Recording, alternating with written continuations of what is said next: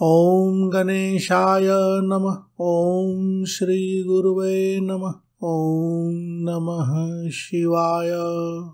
श्री काली शतनाम स्तोत्रम बृहन्नीलतंत्रार्गतम्। 23 पटल यानी यह शतनाम स्तोत्र बृहन्नील तंत्र के 23rd चैप्टर में मिलता है। श्रीदेवी उवाच पुरा प्रतिश्रुतं देव क्रीडासक्तो यदा भवान् नाम्नां शतं महाकाल्याः कथयस्व मयि प्रभो। श्रीभैरव उवाच साधु पृष्ठं महादेवी अकथ्यं कथयामि ते न प्रकाश्यं वरारोहे स्वयोनिरिव सुन्दरी। प्राणाधिक प्रियतरा भवति मम मोहिनी क्षणमात्रं न जीवामि त्वां विना परमेश्वरी। यथा दर्शे अमले बिम्बं धृतं दध्यादि संयुतं तथाहं जगताम् आद्यै त्वयि सर्वत्र गोचरः। यथा दर्शे अमले बिम्बं धृतं दध्यादि संयुतं तथाहं जगताम् आद्यै त्वयि सर्वत्र गोचरः। फिर विनियोग का श्लोक है यहाँ। शृणु देवी प्रवक्ष्यामि जपात सार्वज्ञदायकं सदाशिव ऋषिः प्रोक्तो अनुष्टुप छन्दश्च ईरितः। देवता भैरवो देवी पुरुषार्थ चतुष्टये विनियोगः प्रयोक्तव्यः सर्वकर्म फलप्रदः। यहाँ पर विनियोग के श्लोक में दिया गया है कि इसके ऋषि सदाशिव हैं और इसका छंद अनुष्टुप है, ऐसा कहा गया है। और इसके देवता भैरवो देवी हैं। तो यहाँ पर बहुत स्पष्ट नहीं है भैरवो देवी यानी भैरव की देवी, मतलब माता काली का वह रूप है, यहाँ स्पष्ट नहीं है। और साधक पुरुषार्थ की चतुष्टि के लिए या सर्व कर्म फल प्राप्ति के लिए इसका पाठ करता है। तो विनियोग के श्लोक से विनियोग का मंत्र यहाँ पर बना दिया गया है। इसमें इस पाठ की शक्ति, बीज, कीलक आदि का बीज मंत्र उपलब्ध नहीं है।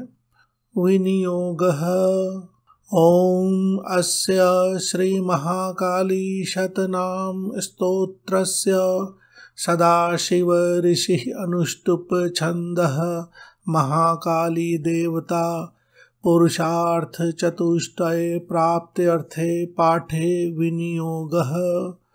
या सर्व मनोकामना सिद्ध्यर्थे पाठे विनियोगः।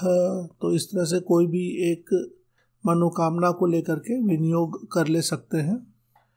यहाँ पर माता काली का कोई भी रूप हो उन्हें हम महाकाली कह सकते हैं, इसलिए मैंने महाकाली शब्द जोड़ दिया है।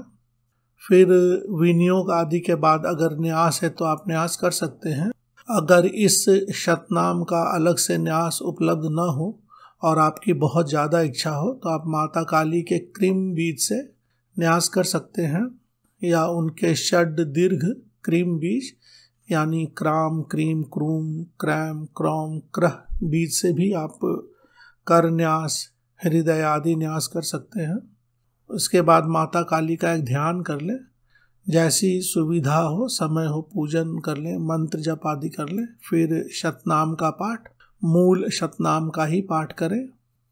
महाकाली जगद्धात्री जगन्माता जगन्मयी जगदम्बा जगत्सारा जगदानंदकारिणी जगद विध्वंसिनी गौरी दुख दारिद्र्य नाशिनी भैरव भामिनी भावानंता सारस्वत प्रदा चतुर्वर्ग प्रदा साध्वी सर्वमंगल मंगला भद्रकाली विशालाक्षी कामदात्री कलात्मिका। नीलवाणी महागौर सर्वांगा सुंदरी परा सर्वसंपत् प्रदा भीमनादिनी वर वर्णिनी वरारोहा शिवरूहा महिषासुर घातिनी शिवपूज्या शिवप्रीता दानवेन्द्र प्रपूजिता सर्वविद्यामयी सर्वाभीष्ट फलप्रदा कोमलांगी विधात्री च विधात्री वरदायिनी पूर्णेन्दुवदना नीलमेघवर्ण कपालिनी कुरुकुल्ला विप्रचित्ता कांतचित्ता मदोन्मदा मत्तांगी मदन प्रीता मदाघूर्णितलोचना मदोत्तीर्णा खरपरासी या खरपर असी तलवार खड्ग मदोत्तीर्णा खरपरासी नरमुंड विलासिनी नरमुंड स्त्रजा देवी खड्ग हस्ता भयानका अट्टहासयुता पद्मा पद्मरागोपशोभिता वर अभय प्रदा काली कालरात्रि स्वरूपिणी स्वधा स्वाहा वषट्कारा शरदिन्दु समप्रभा स्वधा स्वाहा वषट्कारा शरद इंदु संप्रभा शरत ज्योत्सना च संहलादा विपरीत रतातुरा मुक्तकेशी छिन्न जटा जटाजूट विलासिनी सर्पराजयुता भीमा सर्पराजोपरि स्थिता शमशान अस्था महानंदी स्तुता संदीप्त लोचना शव आसन रतानंदा सिद्धचारण सेविता बलिदान प्रिया गर्भा भूर्भुवः स्वः स्वरूपिणी गायत्री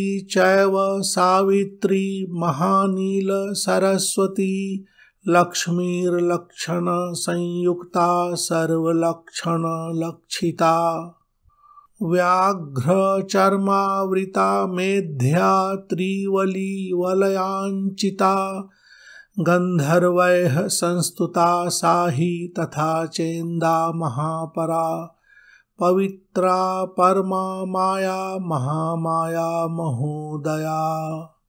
इस तरह से माता के शतनाम यानी 100 नाम हैं और इसी की बार बार आवृत्ति करना चाहें तो केवल इस भाग की ही आवृत्ति की जाती है। फलश्रुति का भाग एक बार अवश्य ही पढ़ना चाहिए।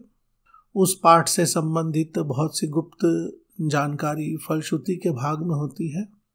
फलश्रुति इति ते कथितं दिव्यं शतं नाम्नां महेश्वरी यः पठेत प्रातर उत्थाय स तु विद्यानिधिर्भवेत्। यानी इति ते कथितम यानी जो कहा गया है दिव्य शतनाम यहीं तक है और जो साधक प्रातः उठकर इसका पाठ करता है उसे विद्या प्राप्त होती है, निधि यानी धन संपत्ति आदि प्राप्त होती है। इह लोके सुखम भुक्त्वा देवी सायुज्यम आपनुयात्। और इस लोक में सुख भोगने के बाद मरने के पश्चात उसे देवी माता का सायुज्य यानी निकटता प्राप्त होता है, देवी लोक में जाता है। तस्य वश्या भवन्त ये ते सिद्धौघाः सचराचराः खेचरा भूचराश्चैव तथा स्वर्गचराश्च ये ते सर्वे वशमायान्ति साधकस्य ही न अन्यथा। यानी इसके पाठ से जो सिद्ध आदि होते हैं चर अचर सभी वस्तुएं, खेचर भूचर तथा स्वर्ग आदि में रहने वाले सभी वश में हो जाते हैं। ते सर्वे वशमायान्ति साधकस्य ही नान्यथा नाम वरम महेशानि परित्यज्य सहस्त्रकम्। पठितव्यं शतं देवी चतुर्वर्ग फलप्रदम्। इसके पाठ से चतुर्वर्ग के फल की प्राप्ति होती है, यानी धर्म, अर्थ, काम और मोक्ष सब कुछ प्राप्त होता है। अज्ञात्वा परमेशानी नाम शतम महेश्वरी भजते यो महाकालिम सिद्धिर्ना अस्ति कलौ युगे।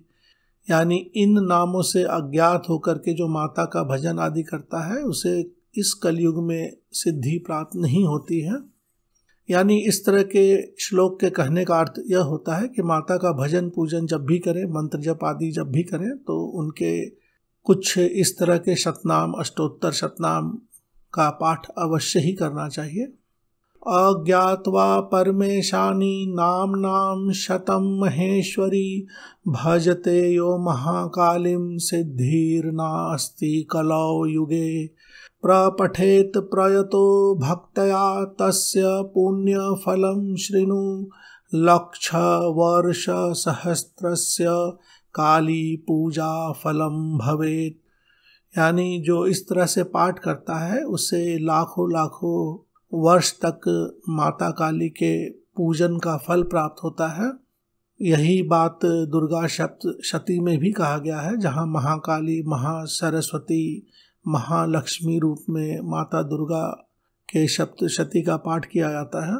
तो उसमें भी कहा गया है कि इस पाठ का फल कभी समाप्त नहीं होता। तो वैसे ही यहाँ पर समझें, लक्ष वर्ष सहस्त्रस्य काली पूजा फलम भवेत बहुना किमि होक्तेन वांछितार्थी भविष्यति इति श्री बृहन्नीलतंत्रे भैरव पार्वती संवादे काली शतनाम निरूपणम त्रयोविंशः पटलः। तो इस तरह से यह बृहन्नील तंत्र में है। और श्री भैरव और भैरवी, माता पार्वती का जो रूप है भैरवी रूप, तो भैरव भैरवी या भैरव और पार्वती बोल सकते हैं, के बीच संवाद के रूप में उपलब्ध है। तो इस तरह से विनियोग के श्लोक में देवी या देवता का नाम स्पष्ट रूप से समझ में नहीं आ रहा है, लेकिन बाकी जगह पर महाकाली, काली नाम आ रहा है, तो इसलिए विनियोग में महाकाली शब्द का प्रयोग किया गया है। माता काली एक बहुत ही सौम्य रूप में भी है और उग्र रूप में भी पूजी जाती हैं। तो इस तरह की विद्या का किसी भी प्रकार का गलत प्रयोग नहीं करना चाहिए। आप अपने सुख समृद्धि, अपने परिवार की रक्षा, उन्नति के लिए अगर पूजन पाठ करते हैं, शतनाम स्तोत्र आदि का पाठ करते हैं तो एक अन्य बात है, लेकिन किसी भी तरह के गलत प्रयोग आदि से बचे, अन्यथा साधक का भी नुकसान उसी तीव्रता से हो जाता है। इसे ध्यान रखें। साथ में कवच आदि का पाठ अवश्य ही करें। धन्यवाद।